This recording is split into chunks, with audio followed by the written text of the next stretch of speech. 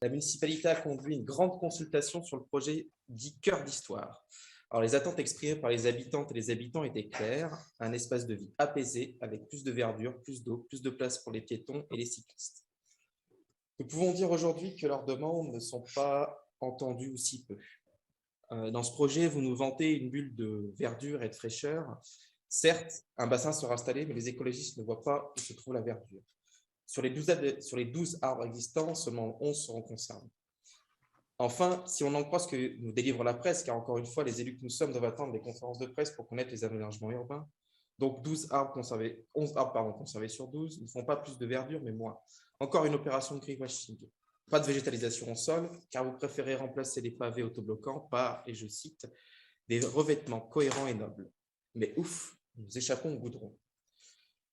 Nous regrettons également qu'il n'ait aucune réflexion simultanée qui soit conduite sur le cours Victor Hugo, qui continuera donc d'amener du bruit et de l'insécurité pour les piétons. Vous enlevez les voitures de la place Valdec-Rousseau, c'est la moindre des actions à conduire sur la rénovation d'une place en 2022. Nous, élus écologistes, portons dans cette assemblée depuis 2 ans de mandat une idée forte, le questionnement de la place de la voiture dans notre ville. Et là encore, vous n'avez aucune ambition en la matière. La place Valdec-Rousseau et les Halles Mazra devraient être dans une continuité verte et apaisée qui donne envie de flâner dans notre centre-ville. Mais encore une fois, la voiture gagne sur les piétons et les modes doux. Le cours Victor Hugo restera une barrière entre les Halles et la place Mazra. Monsieur Perdriau, vous nous avez dit tout à l'heure que vous aviez lu le rapport du GIEC. Nous espérons que vous en avez compris les conclusions, car elles sont dramatiques.